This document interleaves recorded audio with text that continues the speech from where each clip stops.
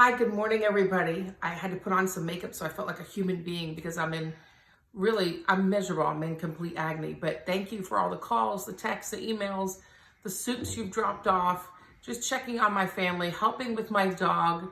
I even had my friend Nicole Anderson bring me this recliner that I swore I was not going to need, but I can't lay down because I'm in so much pain. So I'm just grateful. But I wanted to give you an update. I did leave the hospital because they felt like, well, I could have stayed. Given my compromised immune system, I was going to put myself at more risk by staying. So we're on day 4 after my surgery.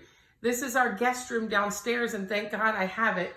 This was where my sister, my hero, Shiro, who's recording this, was supposed to sleep next to me to take care of me at night.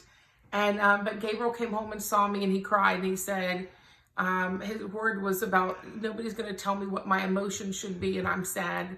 And I'm going to sleep next to my mommy. So that broke my heart. So every night he sleeps here. Lisa has to keep running downstairs to take care of me. But what we did is I have these drains, these pouches. I have 4 drains.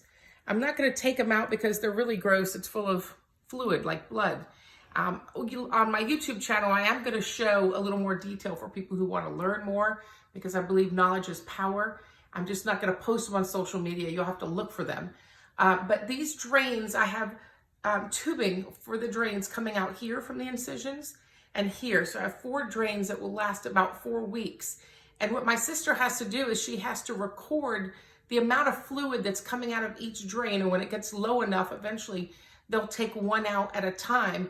But they've got to get, if you see, I'm so puffy. I feel like Willy Wonka. I'm so puffy, my stomach, my body, my face, from all the fluid from that 8-hour surgery. And I'm in a lot of pain. So as this comes out, I also have a nurse that's coming over in a little bit. The nurse is going to come over 3 days a week. I have an occupational therapist who's going to come over to help me, and a physical therapist because they said I have to learn how to get in bed. And I refuse to because it's so painful. I'd rather walk a million laps around my house. I am walking. Now on this chart, thank God, this is not my first rodeo. And we happen to have these 2 boards, which is when I had leukemia, we used because I had 40 medications when I had leukemia that had to be managed during my bone marrow transplant. So my sister, who's amazing, she put my list of morning, noon, afternoon, and evening medications, the phone numbers for emergencies, the as-needed medications, when I could take the tramadol, the pain medication, the only true pain medication. So I feel like I'm under-medicated because I've cried about the pain I'm in, and the follow-up appointments, and then the times of each one of my medications, the times of the drains, and really it's helped us. So if you go through this at home, it's good to have these old school dry erase boards instead of an app, because you can have different caregivers come in and help you and just pick up where one person left off. Eventually my sister has to leave Saturday. I have another friend coming Sunday, Natalie, and I'm so excited, but she needs to be able to go follow through and just keep going. But I'm so grateful for all your help. It has been humbling. It's embarrassing. I've cried because I had a walker to get around.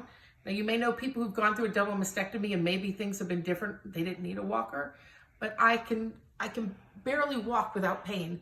Yesterday, my sister had to bathe me. They've had to bathe me every day. They had to get me a chair to put in the shower and bathe me with special medicine to tap over my incisions, which run from here to here and here to here, and then hose me down, which is pretty embarrassing too. So emotionally, physically, mentally, you go through a lot, and I'm going through a lot. So don't let the makeup, fool you. I know I don't look spectacular this morning, but I appreciate everything all of you have done, from the messages, the meal trains, just the friendships, and I hope all of you armor up for life. And also, I'm going to continue to push when I get better, that we need to put a bigger focus on secondary cancers, that we can't just put all our energy into initial cancers and not what the secondary cancers of what we end up with. So they maybe help me with my leukemia, come into remission, and now I have the breast cancer. Hopefully they got it all out, but what we're waiting to find out, yes, preliminary reports show it's not in my lymph nodes, but I don't celebrate till I hear that final report, which I should hear on January 13th. That it's not my lymph nodes. Either way, the next step, I meet with a breast cancer oncologist who will determine what I need, if I need it, Again, I can't have any more radiation. I've had full body radiation from leukemia. That will be one step. And then the last thing is, then I have to meet with my leukemia oncologist to make sure that despite all of this trauma to the body, despite, I have my sister's DNA, it says no evidence of patient in my blood. He has to make sure that I'm still in remission. So there's a lot of emotions, a lot of fears, and just a lot going on. But thank you. This is the easiest way to update you, and I'll continue to do that. And I'm going to do some other videos on my YouTube channel, again, to talk about these lovely drains that I just don't want to share with everybody if they're not ready to see what's in them. Have a great day. Don't forget to armor up and prepare, present, prevail.